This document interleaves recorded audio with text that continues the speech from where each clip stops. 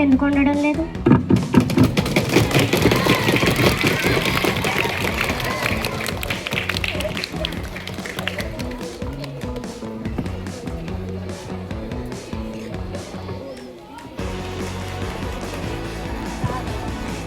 అవి ఎందుకు పెట్టామంటే అమ్మాయిల సంరక్షణ కోసం పెట్టాం మేము.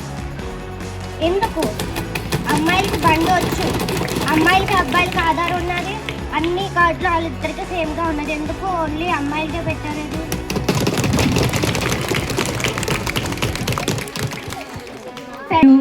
వాళ్ళకి ఏదైనా జరిగినా సరే కొంచెం భయపడతారు, అందువల్ల వాళ్ళకి పెట్టాము. అంతేగాని ఇంకా ఏమీ ఆలోచనతో మేము పెట్టలేదు. ఇంతకు ముందు బస్సుల్లో పొగ తాగుట హానికరమని పెట్టేవారు, ఇప్పుడు కట్టుకోకుండా అని పెడుతున్నారు.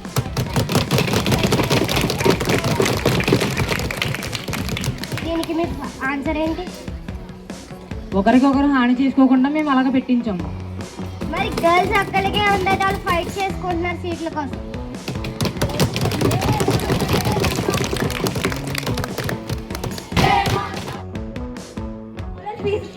డబ్బులు ఇస్తాము అని చెప్తాం, చదువుకోండి. అందుకే తల్లికి వందనం కూడా పెట్టాము, చట్టం వెళ్ళిపోతాం.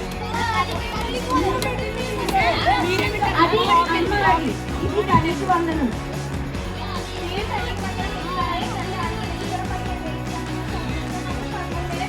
మరి అప్పుడు కరెంటు బిల్లు ఎందుకు తగ్గిందో అడగలేదా?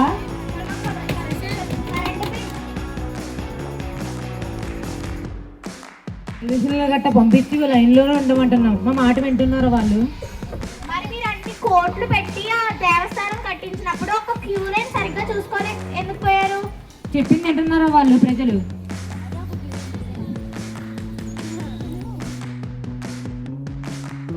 కదా వాళ్ళు పెట్టాలి కదా. అప్పుడు ఒక ఊరి తర్వాత ఒక ఊరిని క్లీన్ చేసి టెక్నాలజీని ఇంకా ఇంప్రూవ్ చేయాలని మేము ఇంకా కష్టపడుతున్నాం. ఒక ఊరికి ఒక మున్సిపాలిటీ అనేది ఉండదా? ఉంటుంది.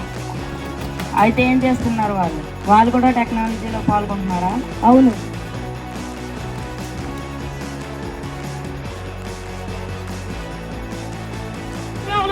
కలపడానికి మాదే కానీ 3 గ్యాస్ సిలిండర్లు ఇస్తానన్నారు.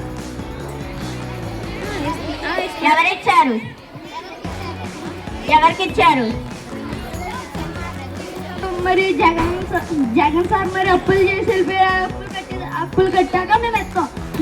మరి అప్పు చేసి కట్టుకొని వెళ్ళిపోయినండి ఏమన్నారు? మరి గ్యాస్ సిలిండర్లు రేట్ ఎందుకు పెంచారు? ఆ రేట్ ఎందుకు పెంచారు? మళ్ళీ మీ అకౌంట్లో వేస్తున్నాం. మరి అదేంటి? ఎంత వేస్తున్నారు? గ్యాస్ సిలిండర్ రేటే వేస్తున్నాము.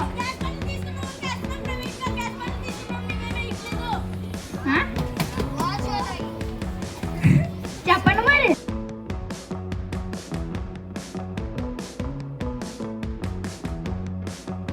ప్రతి జిల్లాకు చదువు అభివృద్ధి కోసం లైబ్రరీస్ ఏర్పాటు చేయాలని ప్రభుత్వం భావిస్తుంది. దానికోసం లైబ్రరీలు కట్టడానికి 400 కోట్లు ప్రవేశపెడుతున్నారు. పిల్లలు పెద్దలు ఈ లైబ్రరీకి వచ్చి కొత్త పుస్తకాలను చదివి వాళ్ళ చదువు అభివృద్ధి చేసుకుంటారని కోరుకుంటున్నారు. మరియు ప్రతి లైబ్రరీకి 3 కంప్యూటర్స్ పెట్టాలని కోరుకుంటున్నారు. ప్రతి రాష్ట్రంలో ప్రతి లైబ్రరీకి కంప్యూటర్స్ పెట్టడానికి 200 కోట్లతో ఈ బిల్లుని ప్రవేశపెడుతున్నారు. ఈ బిల్లుని అందరూ సమర్థిస్తున్నారా?